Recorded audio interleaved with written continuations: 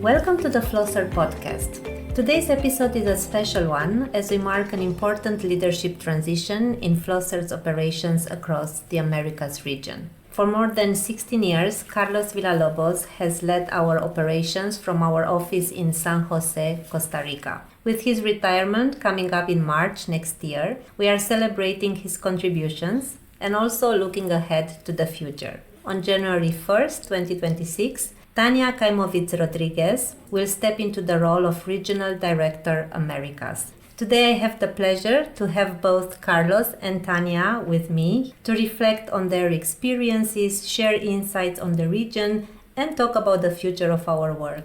Welcome to the podcast. Thank you. Thank you.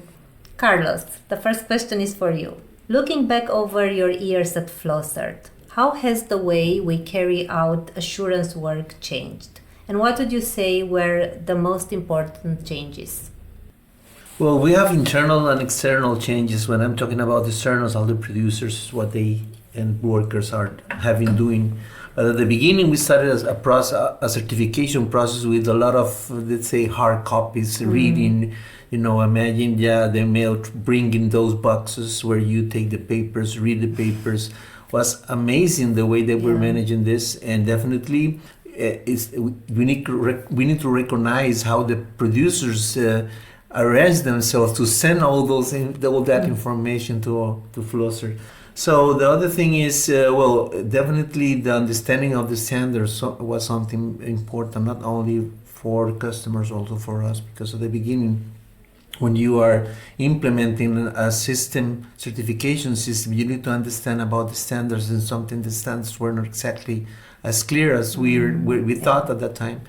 So those changes improvements were super important, because allow us to reach to this point where you have a system in place which is now intact, and our producers and traders and also auditors are managing this system very well. So we received the information in a very, let's say, a friendly way, if I use, and then we can definitely return information to the customers. So it's a very good way of managing the certification system. Along those lines, which specific challenges in Latin America have we managed to address successfully over the years? I think the understanding of the standard was the most challenging challenge that we have, because as I said, the producers at the beginning were not clear about what they should do in order to have or demonstrate a compliance with the standards. So we had a very big gap, if I can say so.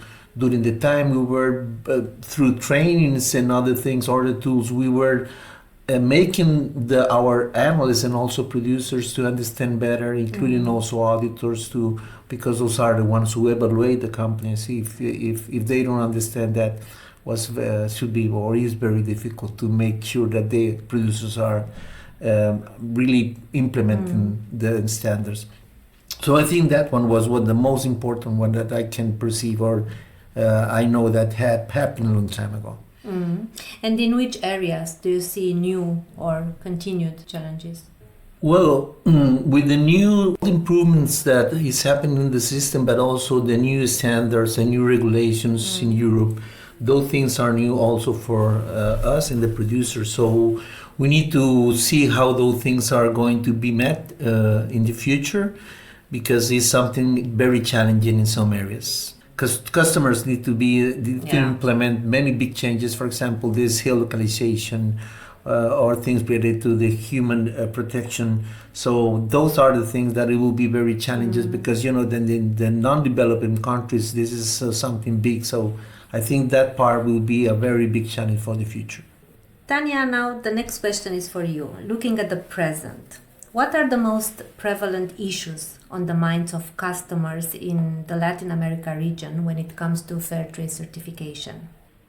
I think I'd say that one of the things that's constantly coming up is that producers wish there was more market for their fair trade product, because it's so challenging sometimes and requires so much effort to be certified, and then sometimes they have definitely more supply than there is demand for.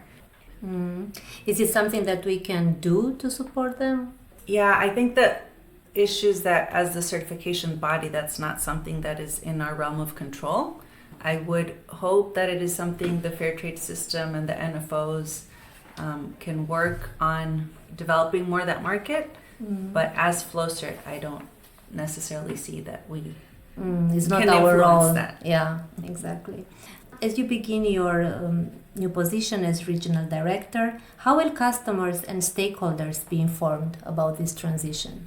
Well, I definitely hope to have the support of our communications department with Yes, for sure. a more massive communication out to customers. And for our main stakeholders that interact with the region and that have been interacting with Carlos in the past, mainly GLAC and the NFOs in North America, I think it'll definitely be useful to have a space where we can interact and let them know of the change and also understand a little bit what their priorities are and align also on what ours.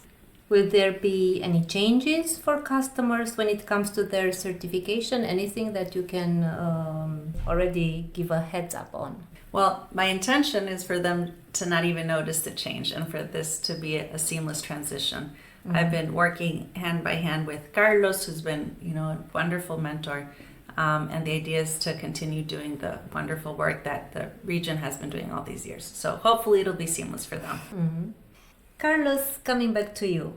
You've worked with producers, auditors, customers, and traveled so much in the region. What's the most impressive moment or impressive experience that you can share with us?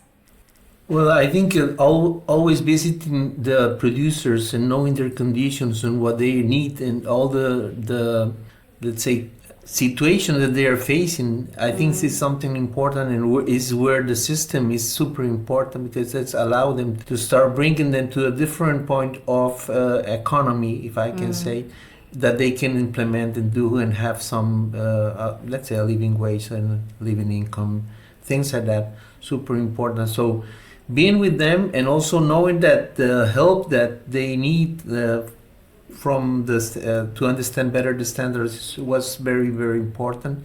And I think this was something that we, as with internal trainings that we implemented in regions and also with the training of the auditors and other staff, help a lot because allow the customers to understand better also the standards and the way they can be in compliance. That's for sure. Talking about meaningful moments, Tania, you've been working for FLOCERT for 5 years now, almost. What makes working at FLOCERT special for you? Well, I've definitely had the chance to work at different places, but FLOCERT is a very special place. I think the people definitely make a huge difference. The people I work with in the region and also when we get to interact with our co-workers from all over the world, that's very special. The human-centric values that we all share, and definitely the interactions with producers feel always like a very nice gift for that to be part of the work I do. That's for sure. My last question is for you, Carlos. As you move into retirement, or at least the idea of retirement, do you want to give us a glimpse into any plans you now have for your life as a retiree? I have been planning my retirement since around 5 years ago or something. So I've been doing things, planning, and also, for example, I have a greenhouse on the back of my yard, so I would like to produce some vegetables and maybe projects, small projects with orchids or something. And logically, the maintenance of my place, my house, is something that I would like to start doing also. And enjoying with my family, taking care of the pets that we have. And once in a while make a trip, to visit people, which is something very important. So That's more or less nice. that. That's nice. Well, Carlos, Tania, thank you very much for joining me. Carlos, enjoy your retirement. And Tania, good luck in your new role. Thank you very much. Thank you.